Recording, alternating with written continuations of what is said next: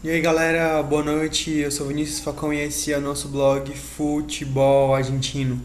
Bem, ontem eu falei que o presidente da AFA ia viajar para São Paulo, mas na verdade foi o contrário, desculpa. O Balsa viajou para Argentina, ele foi lá na sede da AFA hoje e conversou, teve lá uma conversa de 4 horas, 4 horas e meia mais ou menos, com o Armando Pérez, né, que é o presidente da AFA de hoje. Ele não é o presidente definitivo, ele está lá como tampão, por isso ele não pode tomar decisões é, muito longas, que tem impacto a longo prazo, digamos assim, né? Ele não pode estar tomando uma decisão muito longa, muito comprometedora a longo prazo, assim. Por isso se especula muito também uma dupla burro Thiago Pumpido para assumir agora. Eles assumiriam agora para que quando o presidente da AFA de verdade, né, fosse eleito, ele pudesse assumir um técnico efetivo. Eles assumiriam de forma interina a dupla burro Thiago Pumpido, por exemplo, e depois, quando o presidente fosse eleito de fato, né, com poderes totais, ele iria escolher o treinador que fosse cômodo a ele. Ou também tem a opção do Arlaticochea, que é o treinador da seleção sub-23 que vem ao Brasil para as Olimpíadas. Teria essa opção do próprio Arlaticochea assumir a seleção de forma interina. Bom, o Balsa, eu já tracei o perfil do Balsa aqui.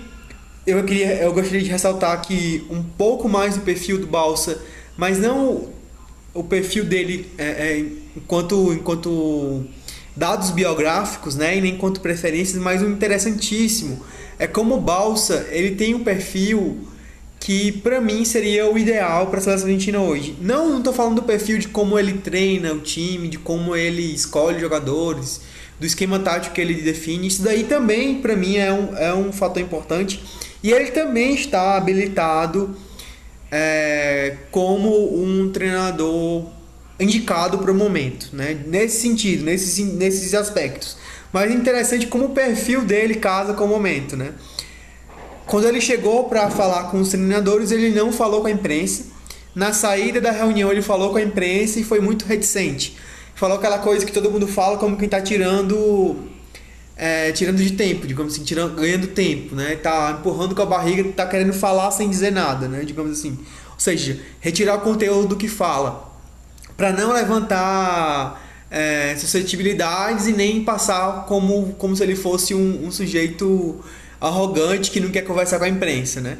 Ele tenta amenizar os dois lados, até porque também ele tá no São Paulo ainda, ele é técnico do São Paulo, acaba de ganhar um monte de reforço que ele pediu, então assim, ia ser muito difícil. Ele tava voltando pro Brasil, ele só foi e voltou, foi para Buenos Aires, ficou lá 4 horas, foi lá conversar com os dirigentes e voltou, né? Então seria uma saia justa quase se ele fosse e voltar, e se fosse e voltasse o Brasil assim, dizendo que queria assumir a AFA como se fosse uma coisa definitiva, digamos assim. Ele deixa aberto, né? Ele diz claramente que foi o principal desafio da carreira dele, que seria o principal desafio da carreira dele, assumir a seleção argentina. Diz que gostaria de assumir, mas ele não dá certeza de nada, né? E creio que a diretoria de São Paulo esteja muito compreensível, digamos assim, com a situação do Balsa. Pô, o cara tá com a chance da vida dele, a chance da carreira dele de pegar um time que é a seleção principal do país dele, mais que isso, ele tem material humano para fazer o trabalho da vida dele. Vamos combinar que ele tem material humano para ser campeão do mundo com essa seleção argentina. Uma defesa que já está arrumada e homens de ataque que podem fazer a diferença. Basta que tem um elemento sorte também, né? Como não houve na última Copa do Mundo, onde os principais jogadores se lesionaram. Então, com essa perca quase irreparável de jogadores como o Di Maria e o próprio Agüero, por exemplo, né? Eles dois, a seleção argentina perdeu muito em qualidade, como não havia ainda o banco que há hoje, né? Que hoje tem reposição. Só para o ataque você tem Caleri, Icardi, o próprio Agüero e o Higuaín. Só para o ataque você tem esses 4 nomes. Você só tinha Agüero e Higuaín, os dois eram titulares no ataque do Sabella quando ele inicia a Copa. ele tinha em conta os dois como titulares, não que eles iniciam como titular. Mas no segundo jogo, no terceiro jogo, eles iniciam como titulares, por exemplo. E eles vinham sendo titulares nas eliminatórias. Então, assim, eram tidos em conta como titulares. Então, voltando aqui pro Balsa, é também interessante como o Balsa não é muito enfático, não é taxativo nas declarações que ele faz, como ele também consegue ser reticente e ser convincente ao mesmo tempo, né? Isso faz parte do perfil dele. E outra coisa interessante que eu achei no Balsa é que, assim, se eu assumo a seleção, né? Se eu assumo a seleção, a primeira coisa que eu faço, antes de qualquer outra coisa, é ir falar com o Messi. Só que ele fala de um jeito interessante. Assim, ele não vai falar assim, ele não fala de uma forma como quem diz: eu vou lá falar com o Messi, quero que ele venha para a seleção imediatamente, não sei o que. Ele não se arvora em dizer isso. O que o Balsa diz efetivamente é o seguinte: olha, eu vou lá falar com o Messi, mas eu não tenho esperança que ele venha logo, eu vou respeitar o tempo que ele precisa para voltar, para se sentir à vontade, confortável, né, e voltar a defender a seleção argentina. Então, assim, ele quer contar com o Messi, seria uma prioridade para ele. Ele falou que a primeira coisa que vai fazer é ir falar com o Messi. Porém, ele respeita, ele entende que o Messi precisa de um tempo, né? Depois desses 3 fracassos seguidos aí, desses 3 falhaços seguidos em finais, que o Messi precisa de um tempo para a seleção argentina. E mais do que isso, ele não fala sobre nomes, ele não fala sobre nada. Diz que precisa voltar para o Brasil. Dado momento ele para de responder as perguntas e entra no carro. Vi os vídeos no site do Diário Olé, né, para deixar bem claro a minha fonte. Então, assim, estamos nesse pé, né, não há certezas ainda quanto a nada, mas o fato é que o Balsa está a um passo, digamos assim, da seleção argentina.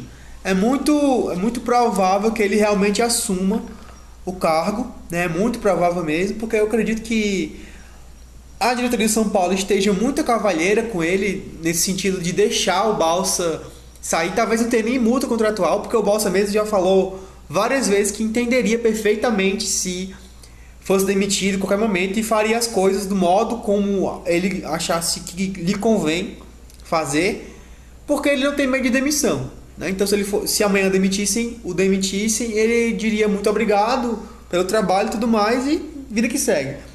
Ele entende as coisas perfeitamente bem dessa maneira. Ou seja, ele não está ali preocupado em defender o emprego, ele não está ali no São Paulo para isso. Certamente ele deve ter o pé de meia dele, mas mais que isso, eu penso que o Balsa tem um perfil forte, né? Nesse sentido, mentalmente forte. Não somente para tomar decisões que tem que tomar dentro do time, mas ele é muito bem resolvido, no sentido de entender que se ele tiver que ser demitido, ele vai ter que ser demitido de qualquer maneira. Tanto faz, né? Se vai ser usando as convicções e seguindo o caminho que ele acha mais correto, ou por outro lado,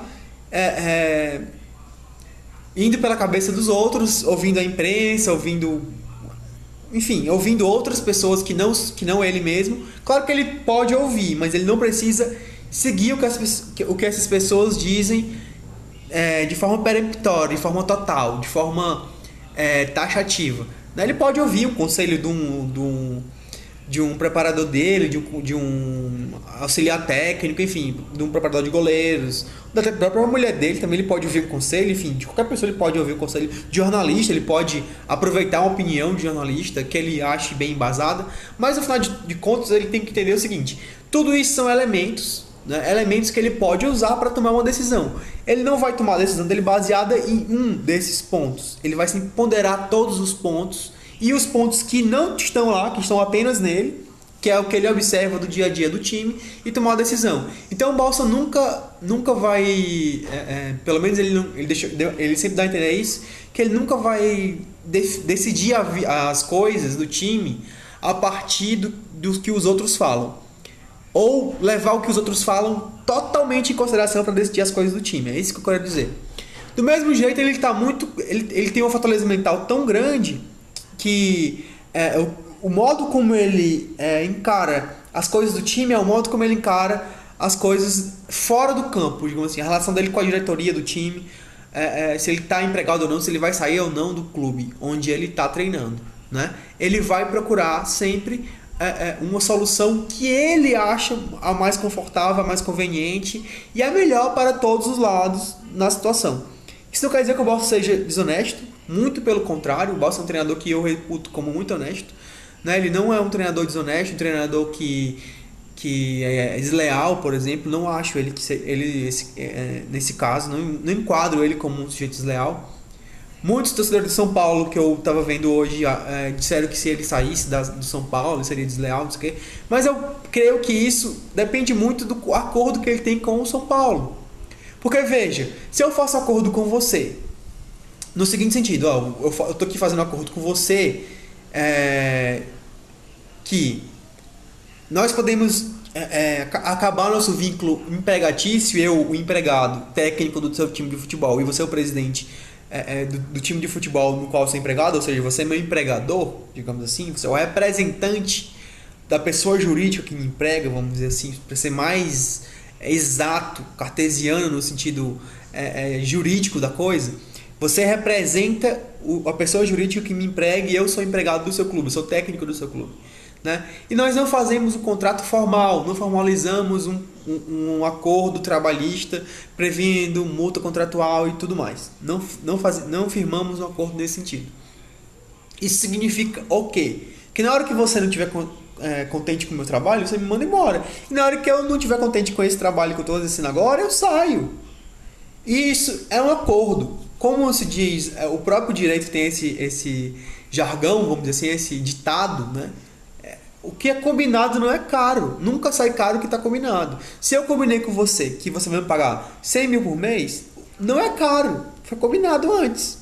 Se meu trabalho está rendendo 1 milhão, eu não posso reclamar mais. E se meu trabalho está rendendo 80 mil, você também não pode me reclamar de menos. Querer abaixar o salário porque eu estou rendendo apenas 80 mil e nem eu vou querer aumentar o salário porque eu estou rendendo 1 milhão. Né? Negociar esses 900 mil aí que eu estou rendendo e que eu não estou lucrando nada em cima. Não foi acordado? Não foi acordado? Não foi um aceito? Não foi negociado? Então, por que a gente vai fugir? Então, eu vejo a situação dessa forma. Penso eu que o Balsa não tenha multa rescisória. Até porque o São Paulo viu que vários técnicos estrangeiros que vieram para o Brasil nesses últimos tempos deram errado. Então, ele, para se precaver, né, talvez tenha pagado um salário até maior ao Balsa do que ele queria pagar. Mas ao mesmo tempo, ele fez essa ressalva, impôs essa condição, né? Não vou dizer nem cláusula, essa condição para o vínculo, para a contratação, que não houvesse multa. E o Balsa também aceitou porque ele pode, em algum momento, se sentir confortável por qualquer motivo e querer sair. Como é o caso, o cara está sendo chamado para a seleção do seu país. Nada mais natural do que ele querer sair. Por quê? Qual é o problema? Se não tem multa contratual. E se tivesse também, ele pagasse a multa e saísse.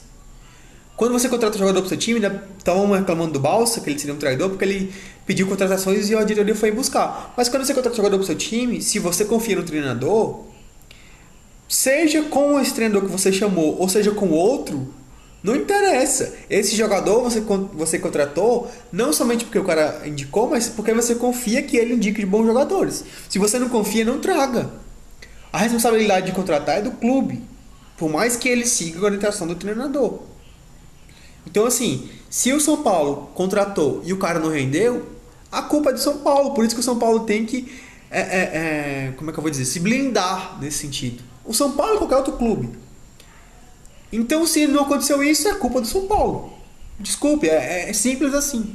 Se você contrata um jogador X e ele não rende, a culpa é da diretoria do clube que contratou. Por mais que ele vá ouvir os dirigentes. É o que eu estava falando do Balsa antes. Você pode ir lá ouvir os seus assessores, mas no final você tem que tomar a decisão. Bom, o que eu tinha para falar por hoje era isso, pessoal. Um abraço, voltamos amanhã. Se inscrevam, deem like, enfim, no canal para poder fazer vídeos maiores. E sugiram aí o tema do quadro de domingo, quadro histórico. Ficamos por aqui, eu sou Vinícius Falcão, um abraço, esse é o vlog Futebol Argentino.